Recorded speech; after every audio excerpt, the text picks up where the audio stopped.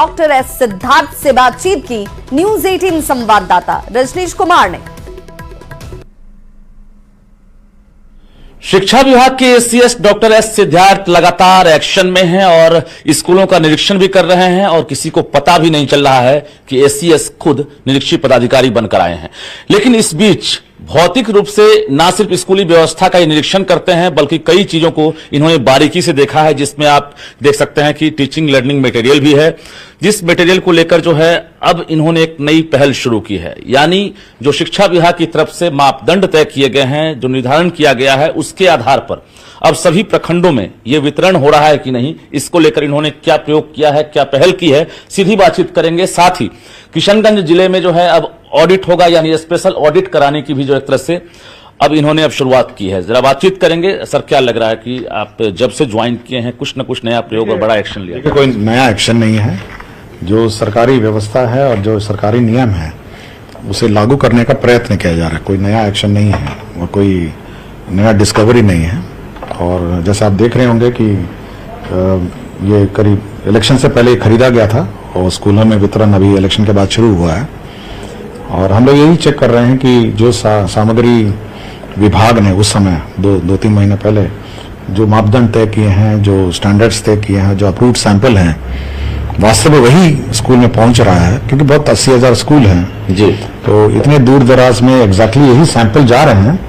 उसी का मैंने जांच के लिए बुलाया है और मैंने ये कहा है कि 534 जो अंचल हैं, ब्लॉक्स हैं, उसमें कम से कम एक सेट नमूना वेरीफाइड और अप्रूव्ड जो होगा वो रहेगा। और कोई भी व्यक्ति इसको मिलान कर सकता है कि वास्तव में ये सैंपल जो है, यही सैंपल बच्चों को बांटा जा रहा है। कल आपने स्कूल में जब निरीक्षण किया तो आपने क्या पाया?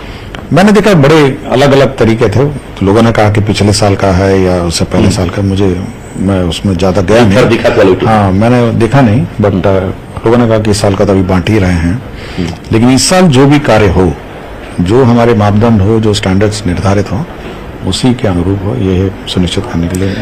बिल्कुल, जरा हम दिखा दें आपको। एसीएस हमारे साथ भी हैं और देखिए यहाँ पर ड्राइंग वर्कबुक है, इसके साथ साथ पेन है, इंस्ट्रूमेंट बॉक्स है और इसमें सारे मटेरियल्स जो है उपलब्ध हैं अच्छी क्वालिटी की। और इसके साथ साथ अब जी सब में ISI भी है और ISI मार्क भी है। देखिएगा, ISI मार्क है सब में।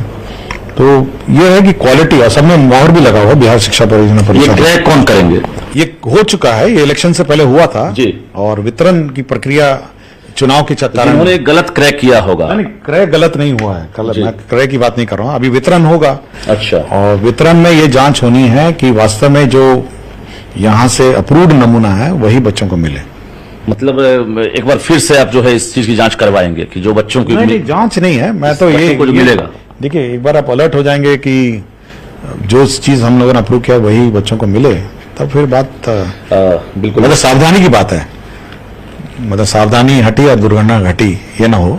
अभी किशनगंज के साथ साथ गोपालगंज डीईओ और जो किशनगंज के डीपीओ हैं उनका निलंबन हुआ है, इसके साथ साथ बर्खास्ती कार्रवाई हुई है। अभी आपने स्पेशल ऑडिट कराने का भी आदेश जारी कर दिया है। किस प्रकार की गड़बड़ी दिखी? देखिए, जो गड़बड़ियां हैं वो तो हम लोग ऑब्वियसली जांच करेंगे और मैंने इस संबंध में बहुत सारे निर्देश भी दिए हैं और समय भी दिया है कि यदि गड़बड़ी है तो आप पहले सुधार लीजिए।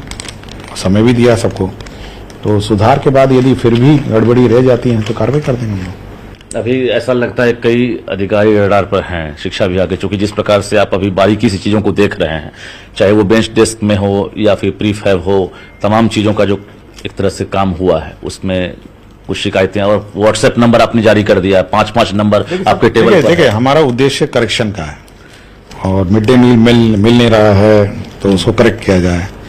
और ऐसे भी शिकायत मिल रहे हैं कि टीचर्स आते हैं, हाजिरी लगा के घर चले जाते हैं। तो अब करेक्शन का, पहले सुधार का मौका दिया जाए।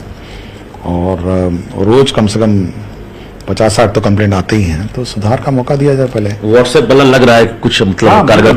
बहुत अच्छे कंप्लेंट्स आ रहे हैं और मिड डे मील के बारे में आ रहे हैं, अटेंडेंस के बारे में आ रहे हैं, शौचालय के बारे में आ रहे हैं, तो सभी आयाम के बारे में आ रहे हैं। तो हमारा ये है कि पहले सुधार हो जी, शिक्षा व्यवस्था में सुधार हो और जो सरकार का जो उद्देश्य है, सरकार का जो विजन है, माननीय मुख्यमंत्री का जो विजन है, वो कम से कम क्षेत्र में दिखे, शिक्षा के क्षेत्र में।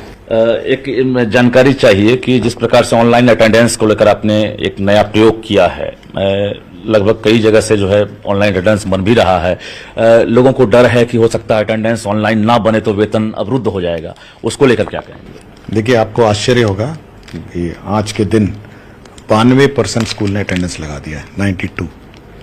तो आप सोच सकते हैं कि ये कहना कि अटेंडेंस का जो टेक्नोलॉजी खराब है, 92 स्कूल में एक ना एक टीचर ने अटेंडेंस लगा दिया है। आप केवल यही सुनिश्चित करना है कि सारे टीचर लगाएं। तो हम यही टेस्ट करना चाह रहे थे कि सभी जो टीचर हैं या सभी जगह से अटेंडेंस लगता है या नहीं लगता है।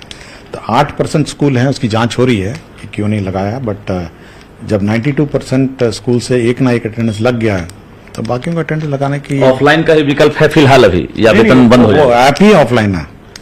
ये जो कहा जाता है कि ये उसमें इंटरनेट है, इंटरनेट की जरूरत ही नहीं है उसमें। अच्छा। इंटरनेट की जरूरत केवल एक बार लॉगिन करने के लिए होता है जी। उसका महीने भर वो बिना लॉगिन के चलेगा। वो ऑफलाइन ही है, मतलब वो ऑनलाइन नहीं है ऐप, वो ऑफलाइन है। और डेटा जो है वो बाद में सिंक्रोनाइज करता है। वो एक बार लॉगिन में वो मांगता है, आपका इंटरनेट मांगता है, वो तो कभी भी आप कहीं पे भी टारगेट है 100% अचीव। हाँ, आप घर पे अपना लॉगिन कर सकते हैं जहां इंटरनेट है। और जब स्कूल जाएंगे तो आपको इंटरनेट की जरूरत ही नहीं है, वो ऑफलाइन ना। वेतन तो बंद नहीं होगा अभी ना?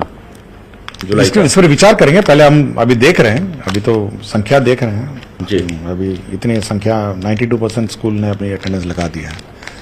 कल पटना में जिस प्रकार से आप गेट खटखटाकर एक पेरेंट्स के रूप में आप पहुंचे थे, एक मतलब आश्चर्यचकित करने वाला एक वीडियो सामने आया था, तो क्या लग रहा है कि एससीएस पटना के अलावा भी कहीं भी कभी भी निरीक्षण कर सकते हैं?